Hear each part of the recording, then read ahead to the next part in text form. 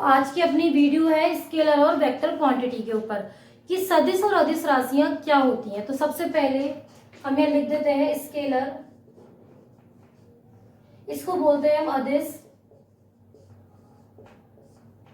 यहां लिख देते हैं हम वेक्टर, ये है सदिश। क्या डिफरेंस है?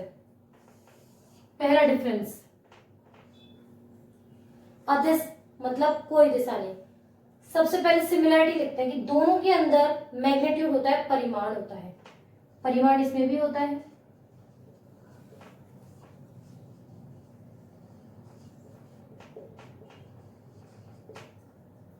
परिमाण इसमें भी होता है।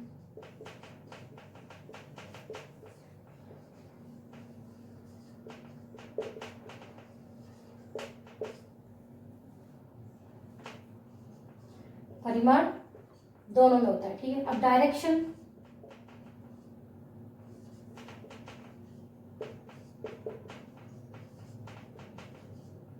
इसमें नहीं होती है, इसमें होती है। तो ऐसी फिजिकल क्वांटिटीज जिसमें मैग्नीट्यूड तो होता है बट डायरेक्शन नहीं होती है, उन्हें हम स्केलर क्वांटिटी कहते हैं। और ऐसी फिजिकल क्वांटिटी जिनमें direction and magnitude both are present, they are called vector quantity. ठीक है, अब कुछ एक्सेप्शनल केस भी होते हैं। कुछ एक्सेप्शनल केस होते हैं, उस वो एक या दो एक्सेप्शनल केस है, उसके अंदर क्या है कि उस फिजिकल क्वांटिटी के अंदर डायरेक्शन है और मैग्नीट्यूड भी है, लेकिन वो स्केलर क्वांटिटी है, वेक्टर के अंदर कैलकुलेट नहीं होती। ये आपको होमवर्क है, आप मुझे बताओगे इसका आंसर कि ऐसी कौन सा एक्सेप्शन है जिसके अंदर आप उसको स्केलर क्वांटिटी मान रहे हो जबकि उसके अंदर मैग्नीट्यूड और डायरेक्शन दोनों है। ठीक है, आप यदि नहीं बता पाओगे तो 2-4 वीडियो बाद मैं उसका आंसर बता दूंगी आपको। आपको जो भी प्रॉब्लम है आप मुझे कमेंट कीजिए, वो जो कमेंट होंगे उनके मैं रिप्लाई नॉर्मल ना करके मैं आपको वीडियोज के थ्रू रिप्लाई करूंगी कि इसका आंसर ऐसे होगा, इसका आंसर ऐसे होगा। ठीक है, अब इसके कुछ एग्जाम्पल देख लेते हैं। डिस्टेंस, मास, लेंथ, इसके एग्जाम्पल यदि देखे जाए क्या होगा? Displacement, velocity, acceleration etcetera, momentum, sorry force, electric field, काफी सारे हैं, वर्क, बहुत सारी चीजें हैं। तो ये है स्केलर और वेक्टर क्वांटिटी। अब हम दूसरा अगला डिफरेंस देखते हैं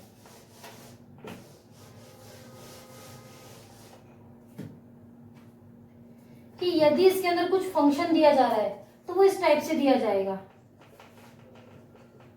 मतलब कोई डायरेक्शन नहीं है, कोई डायरेक्शन नहीं तो ऐसे कैसे दे दिया।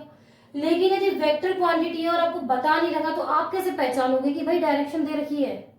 कैसे पहचानोगे? तो एक चीज ध्यान रखना कि जब एक्स डायरेक्शन होती है तो यहाँ पर आई कैप आएगा, यदि वाई डायरेक्शन है तो जे कैप आएगा, जेड डायरेक्शन है तो के कैप आएगा।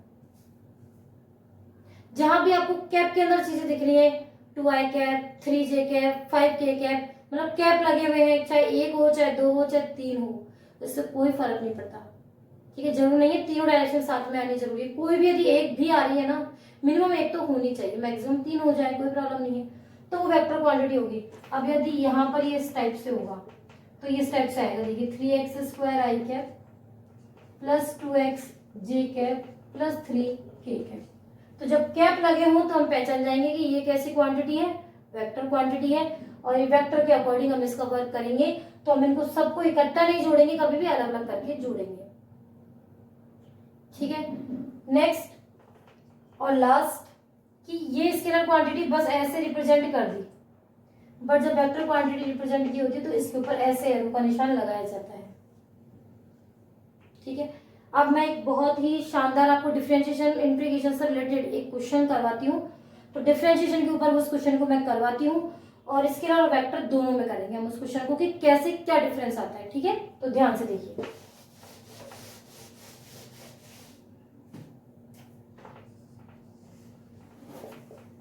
यदि आपको स्केलर में दे दिया, ठीक है, फंक्शन दे दिया ये,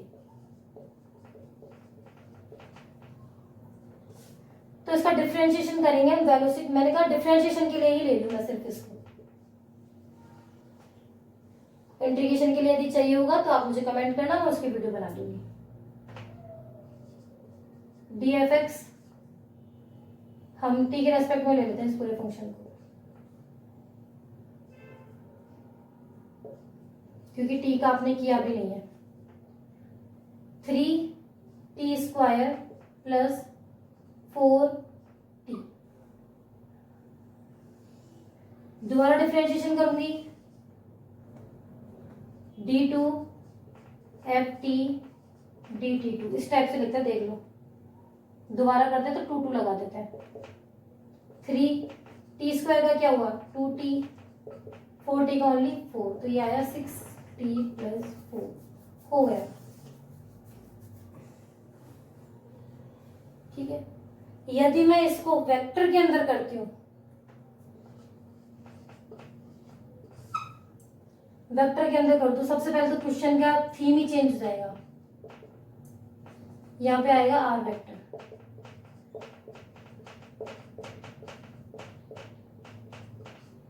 जरूरी नहीं है, मैंने कहा था कि दोनों चीजें आए, तीनों चीजें आए, कोई भी आ सकती है। तो अब हम इसका करेंगे D R vector upon D T, 3 को निकाला बाहर, टी स्क्वायर का 2t आई क्या 5, टी की पावर 1 है तो इसका कुछ होगा नहीं, ठीक है। क्या आया 6t आई कैप प्लस 5k कैप। अब इसका दोबारा अगर मैं डिफरेंशिएशन करती हूँ, क्या आएगा, देखो 6 को 6 लिखोगे, टी की पावर 1 है तो कुछ आएगा नहीं, सिर्फ यहाँ आई कैप रह जाएगा और इसका हो जाएगा 0। बताइए कोई समस्या? कोई समस्या नहीं। अब यदि मैं यहाँ पर दे दूं इसी क्वेश्चन के अंदर कि ये मुझे सारी value t is equal to 1 second पे चाहिए, तो मैं क्या करूंगी, देखिए इसका कैसे निकालूंगी t is equal to 1 second.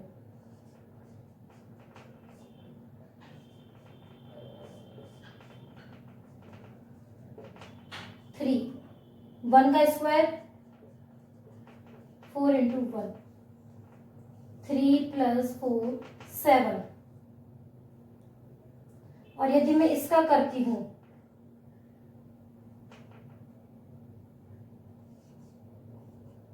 चलो मैं इसका यही कर देती हूँ, ठीक है। देखो 6 t की जगह 1 प्लस 4 कितना आया 10, ठीक है। अब यदि मैं इसका देखूं D R upon D T, T is equal to 1 second पर, देखिए 6 इंटू 1 आई कैप प्लस 5 के कैप, 6 आई कैप प्लस 5 के कैप, ये अलग अलग रहेंगे। वहां पर तो अपन ने जोड़ दिया तो 10 प्लस 4 14, यहाँ पर जुड़ते ही नहीं, अलग अलग रहते हैं, अलग डायरेक्शन वाले। यदि मैं इसका करूं,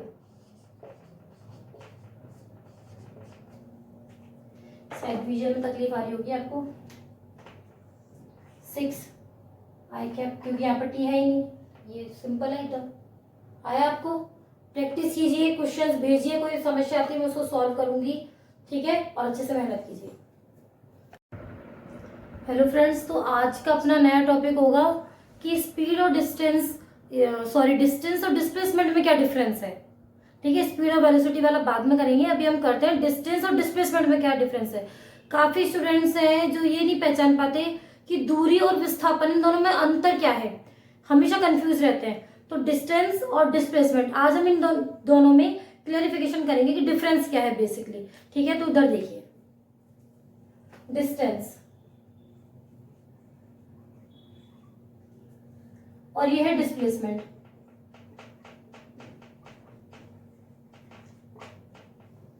डिस्टेंस दूरी और डिस्प्लेसमेंट होता है विस्थापन, ठीक है। तो फर्स्ट पॉइंट कि जो डिस्टेंस होती है, अब मैं इधर चलूं उधर चलूं कोई फर्क नहीं पड़ रहा, वो होगा डिस्टेंस। यदि आपको बोला जाता है कि भाई आपको मॉर्निंग वॉक करनी है 5 किलोमीटर रोज की 5 किलोमीटर मॉर्निंग वॉक करनी है, अरे उससे क्या फर्क पड़ता है, किसी भी डायरेक्शन में करो, कोई आपको ये थोड़ा ना कह रहा है कि भाई आपको पूर्व दिशा में करनी है, इस डायरेक्शन में करनी है, इस डायरेक्शन में करनी है 5 किलोमीटर, तो ही आप पतले होगे, तो ही आपके फिट रहोगे, ऐसा कुछ भी नहीं है। 5 किलोमीटर हमें तो चलना है, कैसे भी चल सकते हैं, तो वो तो हो गई दूरी कि हमें 5 किलोमीटर चलना है। लेकिन यदि मैं आपसे कहूं कि मुझे जयपुर से भरतपुर जाना है, जयपुर से भरतपुर जाना है, तो इस जगह डायरेक्शन होगी। जयपुर से भरतपुर जाऊं, मान लिया, मुझे तो एग्जैक्ट आइडिया नहीं है, तो इस बात को पकड़ना मत, जैसे कि आपको बोल दिया जाए 250 किलोमीटर है। अब ये थोड़ा है जयपुर में आप खड़े हो गए किसी भी डायरेक्शन में 250 किलोमीटर आप चल लिए, 250 किलोमीटर आप चल लिए और आप भरतपुर पहुंच जाओगे, नॉट पॉसिबल। 250 किलोमीटर चलना है और उसी डायरेक्शन में चलना है जिस डायरेक्शन में भरतपुर है, तभी तो पहुंच पाओगे। ऐसा थोड़ा है आपको किसी ने बोल दिया 250 किलोमीटर है, जयपुर में खड़े हो गए, आप किसी भी डायरेक्शन में जा रहे हो, नहीं, पॉसिबल नहीं है। तो ये डिस्टेंस और डिस्प्लेसमेंट में अंतर है, ठीक है। कि जब आपको डायरेक्शन वैलिड हो कि भाई हमें डायरेक्शन वैलिड है कि हमें स्कूल से घर जाना है तो इसी दिशा से जाना है, चाहे स्कूल से घर 5 किलोमीटर दूर है, लेकिन ये नहीं है कि 5 किलोमीटर कहीं भी चल रहे हो और आप घर पहुंच जाओगे 5 किलोमीटर आते ही, डायरेक्शन वैलिड है उस जगह। तो बेटा जो डिस्टेंस होती है ये होती है स्केलर क्वांटिटी। इससे पहले टॉपिक में मैंने आपको स्केलर वेक्टर दोनों बता दिए हैं। अब आपको सारी वीडियोस मेरी देखनी ही पड़ेंगी, कोई सॉल्यूशन नहीं, क्योंकि टॉपिक आगे बढ़ते जा रहे हैं। तो जो टॉपिक मैं पहले पढ़ा चुकी हूँ उनको मैं दोबारा नहीं पढ़ाऊंगी आपको। यदि उसमें कोई प्रॉब्लम है तो दोबारा क्लियरिफिकेशन में करूंगी, मना नहीं कर रही हूँ, लेकिन दोबारा पूरा टॉपिक नहीं पढ़ाया जाएगा। तो स्केलर वेक्टर यदि किसी को जानना है तो उससे प्रीवियस वाला वीडियो आप देखिए। ये स्केलर है और ये होती है वेक्टर, मतलब इसके अंदर सिर्फ मैग्नीट्यूड होगा, परिमाण, और इसके अंदर मैग्नीट्यूड और डायरेक्शन दोनों होगी। मतलब ये तो वो हो गई 5 किलोमीटर चलना है, कहीं भी चलो, मॉर्निंग वॉक करनी है, और ये हो गया भाई जयपुर से भरतपुर जाना है तो डायरेक्शन चाहिए, ठीक है। मैग्नीट्यूड तो है 250 किलोमीटर, लेकिन डायरेक्शन भी है भाई इसी दिशा में चलना है, उल्टी दिशा में चलने तो कहीं और पहुंच जाओगे आप, ठीक है। तो ज्योग्राफिकल नॉलेज मुझे तो थोड़ी कम है, तो मैं आपको और एक्सप्लेन करके नहीं समझा सकती, मैं इसी टाइप से समझा सकती हूँ आपको, ठीक है। तो वेक्टर हो गया इसका magnitude plus direction. Distance negative भी, सॉरी, डिस्टेंस जो होगी वो 0 हो सकती है और पॉजिटिव हो सकती है, ठीक है। डिस्प्लेसमेंट नेगेटिव, 0 और पॉजिटिव तीनों हो सकता है। कि जो वेक्टर क्वांटिटी होती है वो नेगेटिव भी हो सकती है। अब आप कहोगे मैम माइनस के 250 किलोमीटर कैसे चलेंगे हम? अरे तो भाई माइनस किस लिए आया है वो भी तो जानो। माइनस किस लिए आया है? माइनस आया है आपकी डायरेक्शन के लिए, कि यदि आप यहाँ खड़े हो इस टाइप से और आपको आगे जाना है 50 किलोमीटर, तो आपको बोला जाएगा 50 किलोमीटर आगे चलिए। और यदि आपको पीछे जाना है तो आपको बोला जाएगा -50 किलोमीटर। माइनस का मतलब ये नहीं -50 किलोमीटर कैसे चलेंगे, माइनस का मतलब है सिर्फ डायरेक्शन अपोजिट करनी है। तो यहाँ जो माइनस साइन है वो क्या रिप्रेजेंट कर रहा है? आपकी डायरेक्शन को रिप्रेजेंट करना है कि आपको सीधी डायरेक्शन में चलना है या उल्टी डायरेक्शन में चलना है, ठीक है।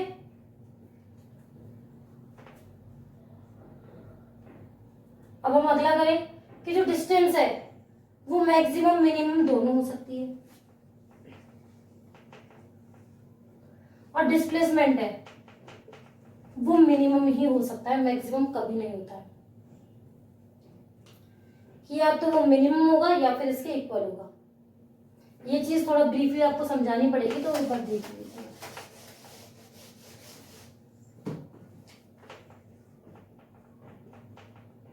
Distance is greater than equal to displacement.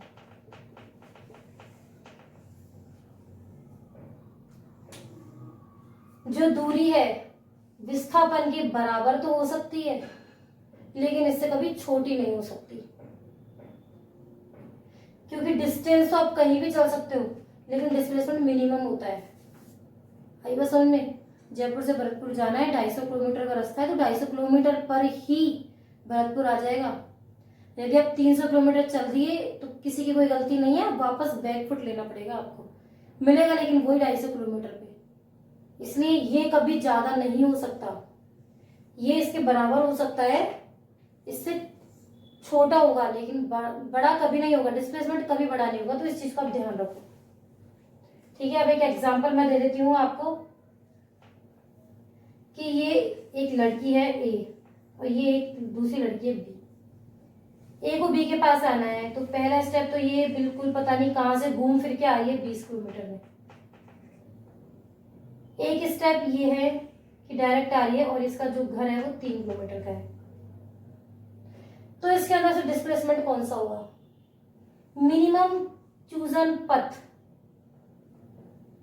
Minimum से मिनिमम जो आप पाथ चूज कर सकते हो किसी दिशा में पहुंचने के लिए, किसी गंतव्य स्थान तक पहुंचने के लिए, किसी डेस्टिनेशन तक जाने के लिए, वो डिस्प्लेसमेंट होगा। तो यहाँ पर यदि अब बात की जाए डिस्प्लेसमेंट की तो वो होगा 3 किलोमीटर। डायरेक्ट आएगी 3 किलोमीटर में घर पहुंच जाएगी। और वैसे तो आप कहीं भी कूदते फांदते हो, कोई प्रॉब्लम नहीं है इसको, ये कभी डिस्प्लेसमेंट में काउंट नहीं होगा। चाहे आप इस डायरेक्शन में चलो आराम से, कोई प्रॉब्लम नहीं है। लेकिन गूगल कभी ये नहीं बताएगा कि आप है ना 20 किलोमीटर चलो, 3 किलोमीटर रास्ते को 20 किलोमीटर कभी नहीं बताएगा। वो तो आपकी गलती है कि आप उसकी डायरेक्शन में चूज नहीं करके दूसरे डायरेक्शन से जा रहे हो, तो वो दूसरे डायरेक्शन से बता देगा आपको। लाइफ भी एक गूगल है, जहां भी जाओगे वहीं से रास्ता स्टार्ट हो जाएगा, जब जाओगे जब भी सवेरा। वही चीज है, वही चीज यहाँ पर वैलिड हो रही है। तो आप पढ़ते भी जाओ, अपना सांसारिक ज्ञान भी लेते जाओ, क्योंकि सब चीजों को आपको रिलेट करना पड़ेगा, तभी आप एजुकेशन ले सकते हो। तो आ गई आपको बात समझ में? अगला एग्जांपल मैं बता देती हूँ आपको कि ये कोई सर्किल है। एक बॉय है, ए पॉइंट से आया, ए पॉइंट पे ही आके रुक गया, और जो इसकी रेडियस है वो 5 किलोमीटर है। तो इसमें आप हमें डिस्टेंस और डिस्प्लेसमेंट बताओ, क्या डिस्टेंस होगा क्या डिस्प्लेसमेंट होगा, बताइए। डिस्टेंस क्या होगा? डिस्टेंस जो उसने चला है, एक्चुअली में जो वो चला है, डिस्टेंस होगा ये पूरा सरकमफेरेंस, पूरी जो परिधि होगी। और जो वृत्त की परिधि होती है वो कितनी होती है? 2 पाई आर। 2 पाई की वैल्यू 22/7 और आर कितना है? 5। इसको जो सॉल्व करोगे ना वो आंसर आएगा। या फिर आप इसका आंसर डायरेक्ट लिख सकते हो 10 पाई। मीटर में या किलोमीटर में, तो किलोमीटर लगाओ, यूनिट लगानी है। डिस्प्लेसमेंट यहां से चला है, यहाँ पे आगे खत्म हो गया, तो ए से चला ये पे खत्म हो गया, तो 0। दोनों में कोई अंतर ही नहीं है। डिस्प्लेसमेंट होता क्या है? एक पॉइंट दूसरा पॉइंट से मिनिमम कितनी दूरी पर है, तो मिनिमम है ही नहीं, दूरी नहीं है, जहां से चला वहीं पे आके रुक गया, तो 0। ओके, समझ में आया अच्छी तरीके से डिस्टेंस और डिस्प्लेसमेंट का कॉन्सेप्ट? समझ में आया? तो अब इसकी कुछ इक्विलिटी भी याद रखो। जरूरी नहीं नेगेटिव नेगेटिव डिफरेंशिएशन ही हो, कुछ पॉजिटिव चीजें भी होती हैं। तो जो इनकी डायमेंशन है, डायमेंशन पढ़ा चुकी हूँ मैं इससे पहले टॉपिक में, एल एल, और जो यूनिट है मीटर किलोमीटर कुछ भी हो सकती है, किलोमीटर मीटर कुछ भी हो सकती है, ये इक्वल रहती है। तो बेटा मैंने पहले चीजें आपको इसलिए बेसिक चीजें पढ़ा दी थी कि वो आपको आगे काम में आ सके। तो आप मेरी प्रीवियस वीडियोस को जरूर से जरूर देखना, ठीक है? ओके, हेलो फ्रेंड्स, तो वेलकम टू माय क्लास। आज का टॉपिक है हमारा स्पीड एंड वेलोसिटी। देखने में ये वर्ड बिल्कुल सिमिलर लगते हैं, बोलने में सिमिलर लगते हैं कि स्पीड एंड वेलोसिटी, इनके अंदर डिफरेंस क्या है। तो मैंने इससे पहले जो वीडियो बनाई थी उसके अंदर आपको बताया था कि डिस्टेंस और डिस्प्लेसमेंट में क्या डिफरेंस है। तो जो डिफरेंस डिस्टेंस और डिस्प्लेसमेंट में है, वही डिफरेंस स्पीड एंड वेलोसिटी के अंदर है। अब वो क्या डिफरेंस है, नॉर्मल वेज में लोगों को लगेगा नहीं कि कोई डिफरेंस है, लेकिन हम फिजिक्स पढ़ रहे हैं तो उसके अंदर वेलोसिटी और स्पीड दोनों ही बहुत अलग चीज है, ठीक है? इसके 3 फैक्टर्स है, मैं उन तीनों फैक्टर्स के आपको क्वेश्चंस बताऊंगी, टॉपिक्स बताऊंगी और उनमें डिफरेंस बताऊंगी, ठीक है? और क्या क्या सिमिलरिटीज है वो भी हम देखेंगे। तो देखिए, स्पीड एंड वेलोसिटी, चाल तथा वेग, ठीक है? अब हमने पढ़ा था डिस्टेंस डिस्प्लेसमेंट। अब आप इसको थोड़ा सा थोड़ी देर के लिए इसको इमर्ज कर लीजिए चीजों को, कि स्पीड का जो फॉर्मूला होगा वो क्या होगा। स्पीड का जो फॉर्मूला होगा वो होगा दूरी बटे समय। Distance upon time. वही यदि वेलोसिटी की बात की जाए तो जो वेलोसिटी का फॉर्मूला होगा वो होगा विस्थापन बटे समय। इन चीज का आपको मेजर ध्यान रखना है, विस्थापन बटे समय। तो जो विस्थापन होगा इसको हम लेते हैं डिस्प्लेसमेंट अपॉन टाइम। ठीक है, तो इसके अंदर जो कॉमन फैक्टर आ रहा है इन दोनों के अंदर वो आ रहा है टाइम। मतलब कि टाइम पर ये दोनों डिपेंडेंट तो है, बट जो इनका डिफरेंस है वो टाइम पर डिपेंडेंट नहीं है। टाइम पर हम बिल्कुल भी निर्भर नहीं कर रहे हैं इस जगह। बेसिकली स्पीड, वेलोसिटी जब भी होगी टाइम पर डिपेंडेंसी होगी, लेकिन हम बात कर रहे हैं कि इन दोनों के डिफरेंस की, जो कि टाइम पर डिपेंडेंट नहीं है। क्योंकि जब किसी चीज के अंदर कोई चीज इक्वल आती है तो हम उस चीज को हटाकर फिर दूसरे तरीके से सोचते हैं। तो यहाँ पर जो डिपेंडेंसी टाइम वाली है वो तो खत्म हो गई, क्योंकि इस फॉर्मूले में टाइम बिल्कुल कॉमन है। लेकिन एक डिफरेंस आ रहा है, इधर आ रहा है डिस्टेंस का डिफरेंस और इधर आ रहा है डिस्प्लेसमेंट का डिफरेंस। तो जो आगे हम जो भी बात करेंगे वो इन्हीं दोनों को ध्यान में रखते हुए करेंगे। अब जैसे कि डिस्टेंस कैसी होती थी, स्केलर अदिश राशि, तो जो स्पीड है वो भी अदिश राशि होगी। ओके, डिस्प्लेसमेंट कैसी होती थी, वेक्टर, तो जो वेलोसिटी है वो भी कैसी होगी, वेक्टर क्वांटिटी होगी। आया आपको समझ में कि ये स्केलर होगी और ये वेक्टर होगी। कैसे याद करोगे कि जो स्पीड है वो डिस्टेंस पर डिपेंडेंट है, और स्पीड यदि डिस्टेंस पर डिपेंडेंट है तो हम तो जानते हैं डिस्टेंस कैसी होती है, स्केलर क्वांटिटी होती है। तो ये जो पूरी रो है वो कैसी होगी, स्केलर होगी, और जो वेलोसिटी है वो कैसी हो गई, वेक्टर क्वांटिटी हो गई। तो यहाँ आपका एक कंप्लीट करवा दिया मैंने। अब बात करते हैं इसके अंदर एक सिमिलैरिटी की, कि सिमिलैरिटी क्या होती है, या फिर हम डिससिमिलैरिटी की बात करें तो सबसे पहले हम असमानताओं को ही देख लेते हैं कि डिस्टेंस कैसा हो सकता था, पॉजिटिव हो सकता है और जीरो हो सकता है, बिल्कुल। तो यहाँ पर भी वेलोसिटी नेगेटिव, पॉजिटिव और जीरो हो सकता है, क्योंकि डिस्प्लेसमेंट कैसा होता था, नेगेटिव, पॉजिटिव और जीरो। इसका आपको एक एक चीज तो समझ में ये आ रही होगी कि अगर आप इस वीडियो को देखना चाहते हो, ये वीडियो समझना चाहते हो, तो इससे पहले वाली ये वीडियो आपको देखनी पड़ेगी बहुत अच्छे से। पहली वीडियो की जो डिस्टेंस और डिस्प्लेसमेंट की जो क्वालिटी थी, प्रॉपर्टीज थी, वही सेम प्रॉपर्टी इसके अंदर यूज आ रही है। ओके, तो ये तो होगी पॉजिटिव और जीरो की, नेगेटिव, पॉजिटिव और जीरो। एक चीज मैंने आपको बताई थी, दूरी ग्रेटर देन इक्वल टू विस्थापन, मतलब कि जो डिस्टेंस है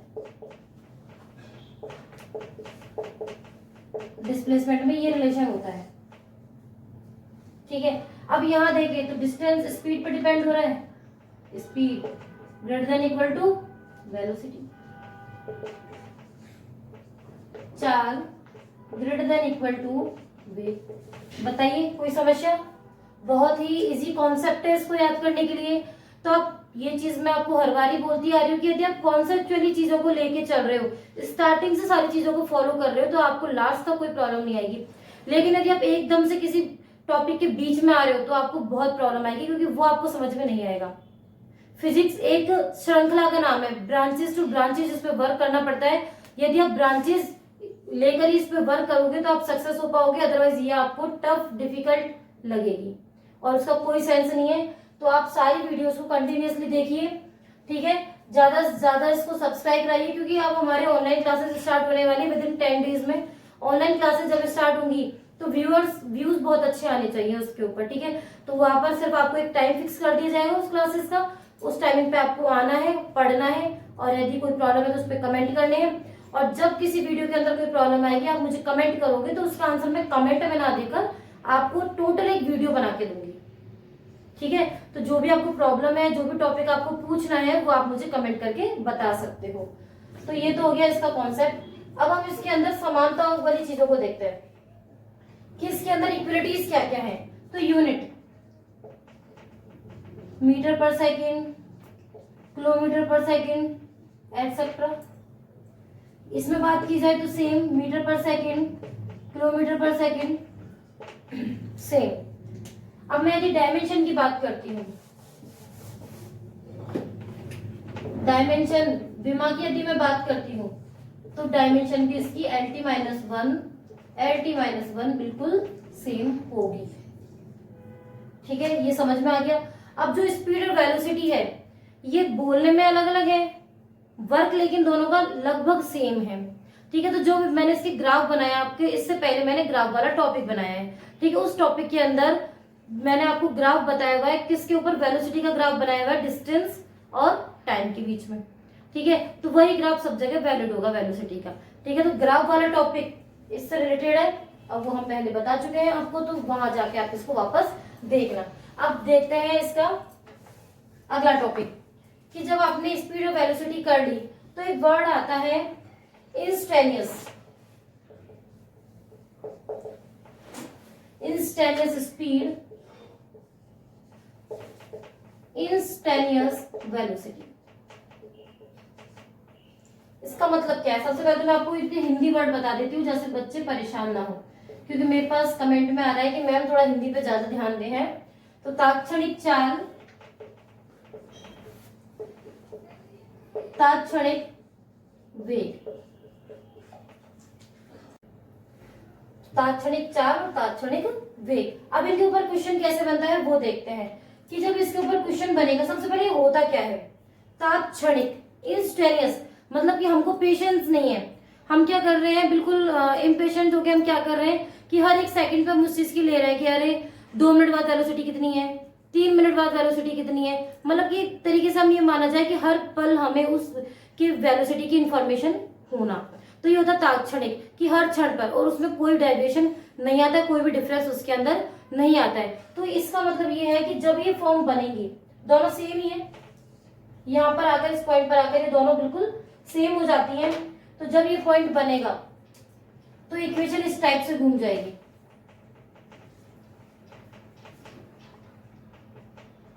कोई भी इक्वेशन बनेगी टाइम के रेस्पेक्ट में आएगी, क्योंकि हमें टाइम चाहिए, हम बहुत जल्दी उस वर्क को करना चाहते हैं, हमें हर 2 सेकंड पे चाहिए, हमें हर 3 सेकंड पे वो डिफरेंस चाहिए, तो वहां पर ये इक्वेशन बनती है। और फिर मैंने आपको डिफरेंशिएशन इंटीग्रेशन करा रखा है।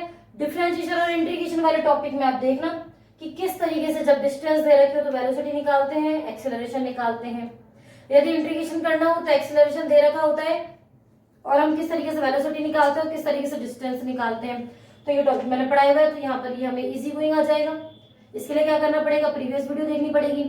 लास्ट में मैं कुछ बच्चों की तारीफ करना चाहती हूँ। कुछ बच्चे बहुत ही अच्छी मेहनत कर रहे हैं, रोज अपना वर्क कंप्लीट कर रहे हैं, मुझे कमेंट कर रहे हैं, चाहे वो व्हाट्सएप पे कर रहे हैं, यूट्यूब पे कर रहे हैं। तो पहले तो मैं ये कहना चाहती हूँ कि ये यूट्यूब वीडियो है, तो मैं ये चाहती हूँ कि जो व्हाट्सएप आप वीडियो करते हो या व्हाट्सएप पे जो आप मुझे मैसेज करते हो, वो मैसेज ना करके आप मुझे यूट्यूब पे ही मैसेज कीजिए, जिससे कि मुझे पता चले कि आप किस वे में मैसेज कर रहे हो या फिर किस टॉपिक के रिगार्डिंग मैसेज कर रहे हो। वहां क्या मैं देख नहीं पाती कि आप किस टॉपिक पे मैसेज कर रहे हो, ठीक है। और मैंने आपको ये भी बता रखा है कि कुछ बच्चों के पास लैपटॉप नहीं है, मोबाइल से जो बच्चे पढ़ रहे हैं, कम फैसिलिटीज हैं। अब इस लॉकडाउन के चलते हम भी कम फैसिलिटीज में वीडियो बना रहे हैं, तो वो इशू नहीं है। यदि आप उसको टाइप ना कर पाओ तो एक कागज पे लिखो इसके आंसर को, या कोई भी प्रॉब्लम कागज पे लिखो और उसकी आप क्या करो, फोटो को भेज दो यहाँ पे यूट्यूब पे, ठीक है। तो मैं उसको देखूंगी और उसका आंसर कर दूंगी। बहुत अच्छा वर्क कर रहे हैं कुछ बच्चे, बस ऐसे ही करते रहो और बाकी बच्चों से भी उम्मीद है कि वो भी अच्छे तरीके से पढ़े। Thank you, welcome to my channel. आज का अपना टॉपिक है त्वरण।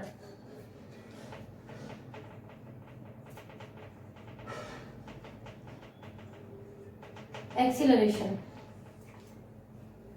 सबसे पहले एक्सीलरेशन होता क्या है, क्या होता है एक्सीलरेशन, त्वरण क्या होता है।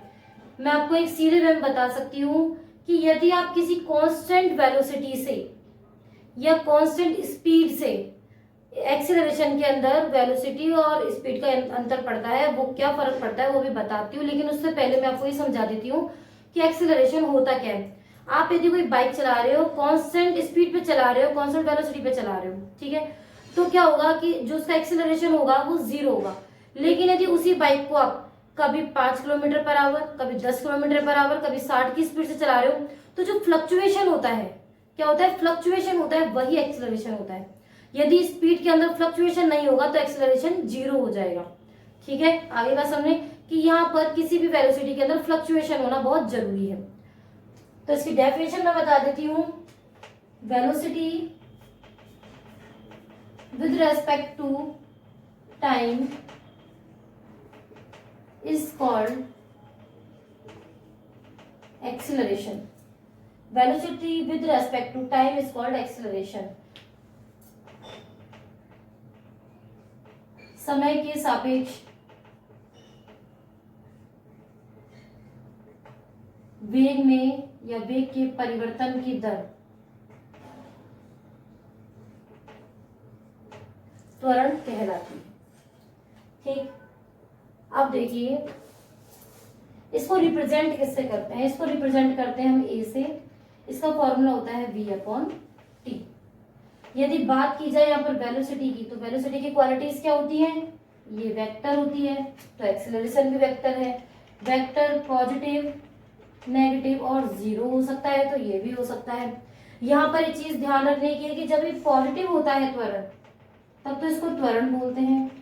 नेगेटिव होता है तो इसका नाम मंदन हो जाता है, और यदि ये जीरो होता है तो इसका नाम हो जाता है नियत वेग।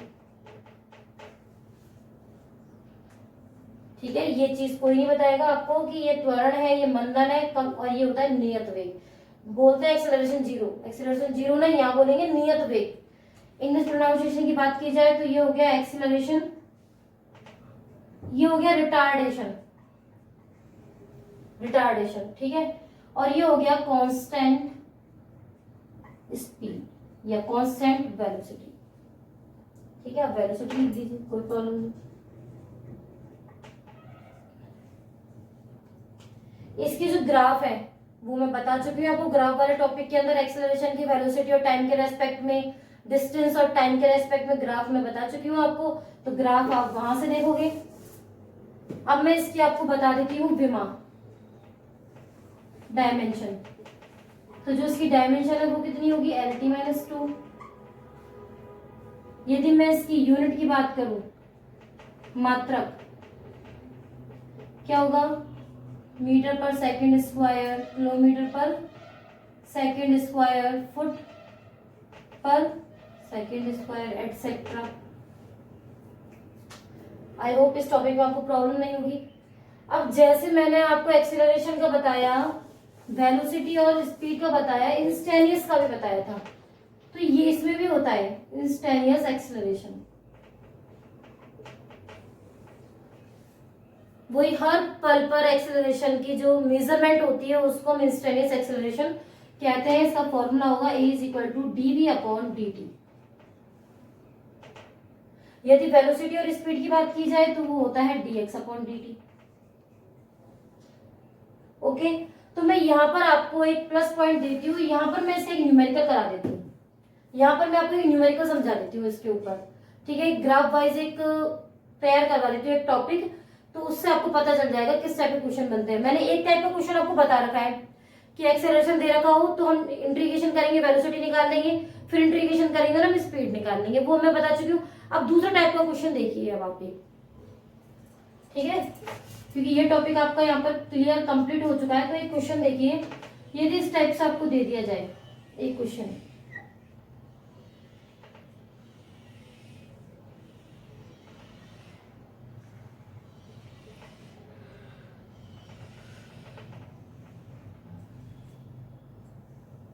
ये मीटर में दे रखा है, डिस्टेंस कितनी है, डिस्टेंस हो गई इसकी 8, और जो टाइम हो गया वो हो गया 5 हो गया। यदि इसमें आपसे वो पूछ ले कि वेलोसिटी बताइए, इसका नाम 0 A B, कि आप हमें वेलोसिटी बताइए। क्योंकि एक बात ध्यान रखना, डिस्टेंस और टाइम का जब कर्व होता है तो मुझसे वेलोसिटी ही निकाल सकते हैं, इससे ज्यादा हम कुछ नहीं निकाल सकते। ठीक है, तो यदि आपको डिस्टेंस और टाइम के अंदर एक कर्व दे रखा है तो वेलोसिटी कैसे निकालोगे, डिस्टेंस अपॉन टाइम। 0 से A की बात कर रहा है ना, तो 0 से A पर क्या हो रहा है, डिस्टेंस कितनी है 8, टाइम कितना है 5, क्या होगा 5 × 5 मीटर पर सेकेंड। कर सकते हो इसको, बिल्कुल कर सकते हैं। अब मैं एक जो क्वेश्चन बताती हूँ आपको, वो डिस्टेंस और डिस्प्लेसमेंट पे बता देती हूँ। छोटा क्वेश्चन ही है, समझाती हूँ उस क्वेश्चन को कि वो क्वेश्चन कैसे आएगा और किस तरीके से। देखो ये आपको दे रखा है, एक सीरीज दे दी, यहाँ लिख दिया 0, ये 20, 40, 60, 80 और ये 100। यहाँ पर पॉइंट दे दिए इसको 0 A B C D E। अब इसके केस देखिए, 0 to C, 0 to B, then B to A। Third है B to C, then C2A, then A2E। ये तीनों क्वेश्चन है, केस है, इसमें आपको डिस्टेंस और डिस्प्लेसमेंट निकालना है। तो सबसे पहले मैं बात करती हूँ 0 to C की। केस फर्स्ट, डिस्टेंस कितनी होगी डिस्टेंस? देखिए 0 to C, 0 to C, ये 0 और ये C, 60 माइनस 0, 60 मीटर, ये सब मीटर में चल रहा है। आगे डिस्टेंस, डिस्प्लेसमेंट की बात करूं तो भी C minus 0, 60 minus 0 is 60 metre. ठीक है, अब मैं दूसरा केस लेती हूँ। दूसरा केस इजी लग रहा होगा अभी आपको, लेकिन अभी रुको। Distance 0 to B, 40 minus 0 plus, then बोला है ना तो प्लस लगाना है। B to A, B to A 20 और ऐड कर दे, या फिर आप इसको डायरेक्ट कर लो। 0 to B चला है ना तो 40 तो यहां चल लिया, और B to A 20 मीटर और चला है, सिर्फ 20 मीटर चला है। देखो 40 में से 20, तो ये हो गया 60 मीटर। अब बात करें डिस्प्लेसमेंट की। 0 to B और B to A, मतलब ये इनिशियल पॉइंट और ये फाइनल पॉइंट, प्रारंभिक अंतिम। तो सिर्फ प्रारंभिक और अंतिम पर डिपेंड करता है। प्रारंभिक कितना है 0, अंतिम कितना है 20, तो इसका सिर्फ आंसर होगा 20 मीटर। यहां पर गलती कर जाते हैं बच्चे। ठीक है, अब हम थर्ड केस ले लेते हैं।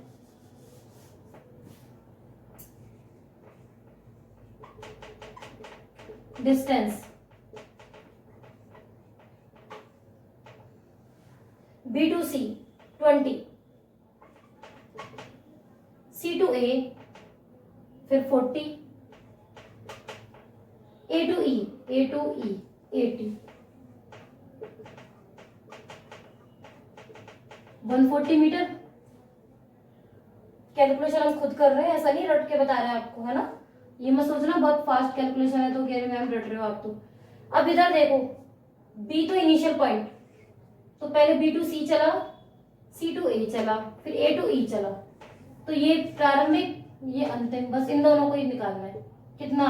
60 मीटर। आगे आंसर।